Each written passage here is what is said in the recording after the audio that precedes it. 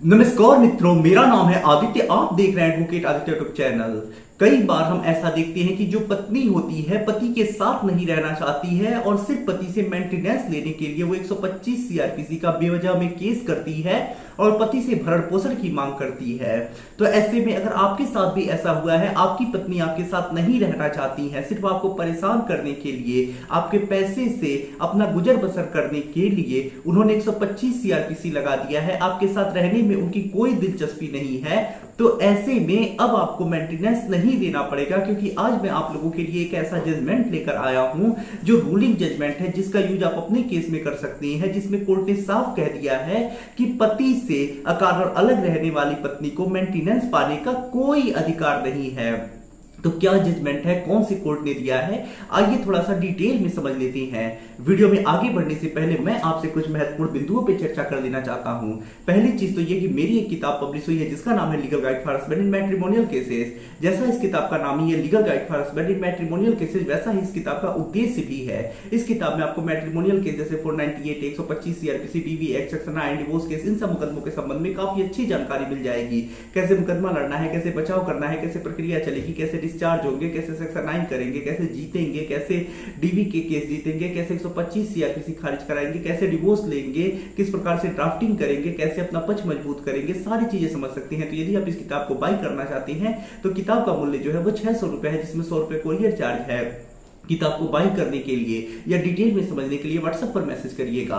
अभी जो महत्वपूर्ण बात है वो ये है कि देखिए, हाई कोर्ट और सुप्रीम कोर्ट के जो मैट्रिमोनियल केसेस से संबंधित जजमेंट्स आते हैं काफी ज्यादा इंपॉर्टेंट होते हैं। अगर आपके केस में यूज करते हैं आप उस जजमेंट का तो आपको बहुत सारे फायदे मिलते हैं। जैसे किसी जजमेंट में किसी पति को कोई फायदा मिला हो, उसका 125 सीआरपीसी खारिज हुआ हो, डीवी एक्ट खारिज हुआ हो, फॉल्स 498 एक क्वैश हुआ हो, वो डिस्चार्ज हुआ, उसे डिवोर्स मिला है और सेम फैक्ट आपके भी केस में है, तो आप उस जजमेंट को जिसमें को हाई कोर्ट या सुप्रीम कोर्ट से फायदा मिला है रूलिंग के तौर पे अपने केस में लगा के वही फायदा त्वरित ले सकते हैं। तो ऐसे में अगर आप मैट्रिमोनियल केसेस से संबंधित जजमेंट से अपडेट रहना चाहते हैं, अपने केस में यूज करके फायदा लेना चाहते हैं, तो हमारे ग्रुप से जुड़ सकते हैं। ग्रुप से जुड़ने का जो चार्ज है वो 500 रुपए लाइफ टाइम के लिए है। ग्रुप से जुड़ने के लिए व्हाट्सएप पर मैसेज करिएगा। अब आइए अपने महत्वपूर्ण जजमेंट के ऊपर हम आते हैं। तो देखिए, आज का जो हमारा जजमेंट है वो मध्य प्रदेश हाई कोर्ट ने दिया है और ये जो जजमेंट है उसमें कोर्ट ने साफ कह दिया है कि अगर जो पत्नी है पति के साथ नहीं रहना चाहती है, अकारण अलग रह रही है, पति के साथ रहने में कोई दिलचस्पी नहीं है, तो उसे मेंटेनेंस यानी भरण पोषण पाने का अधिकार नहीं है। तो ऐसे में ये जो जजमेंट आया है वो जजमेंट तेजाबाई वर्सेस छद्दू आर्मो के केस में आया है और 125 सीआरपीसी रिजेक्ट होने से संबंधित है। तो देखिए, मामले में होता कुछ ऐसा है कि जो पत्नी होती है वो 125 सीआरपीसी में भरण पोषण प्राप्त करने के लिए पति के विरुद्ध परिवार न्यायालय में मुकदमा दर्ज कराती है।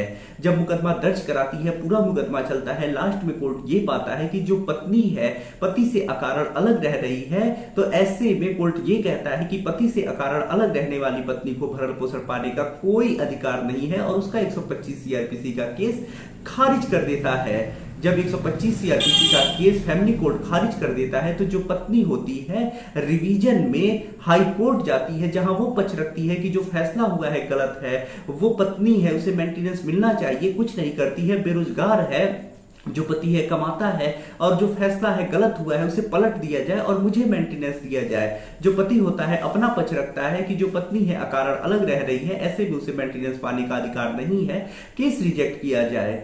तो ऐसे में जब कोर्ट दोनों पक्षों की सुन लेता है उसके बाद कोर्ट पूरे मामले को देखता है, तो जिसमें कोर्ट यही पाता है कि जो पत्नी है जब जिरा हो रहा था, क्रॉस एग्जामिनेशन हो रहा था, तो उसमें उसने स्वीकार किया था कि जो पति है वो बीमार है, कुछ नहीं करता है और जो पत्नी है वो पति के साथ नहीं रहना चाहती है। तो यहां पत्नी खुद स्वीकार कर रही है कि पति बीमार है, कुछ नहीं करता है और वो पति के साथ नहीं रहना चाहती है। तो ऐसे में ये माना जा सकता है कि जो पत्नी है वो पति से अकारण अलग रह रही है और अकारण अलग रहने वाली पत्नी को भरण पोषण पाने का कोई अधिकार नहीं है, जैसा प्रोविजन 125 सीआरपीसी की धारा 4 में किया गया है। तो ऐसे में जो फैमिली कोर्ट ने फैसला दिया है सही फैसला है, पत्नी को भरण पोषण पाने का कोई अधिकार नहीं है और पत्नी का जो रिवीजन होता है हाई कोर्ट उसे रिजेक्ट कर देता है।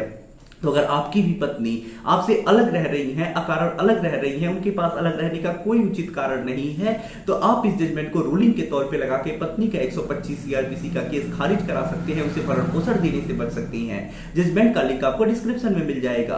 आशा कर रहा हूं जजमेंट और जानकारी आपको काफी ज्यादा पसंद आई होगी। अगर आप किसी कानूनी समस्या से परेशान हैं, ऐसे में मुझसे फोन पे बात करके अपनी कानूनी समस्या का समाधान प्राप्त करना चाहते हैं, तो मेरा व्हाट्सएप नंबर स्क्रीन पे दिखाई दे रहा होगा। मैसेज करके अपॉइंटमेंट बुक करा के आप मुझसे कॉल पे बात कर सकते हैं। वीडियो पसंद आया हो तो वीडियो को लाइक करें, अपने दोस्तों के साथ शेयर करें, और यदि आप चैनल पे नए हैं तो चैनल को सब्सक्राइब करके बेल आइकन को दबाएं। मिलते हैं नए वीडियो के साथ अगले दिन, तब तक के लिए जय हिंद, जय भारत।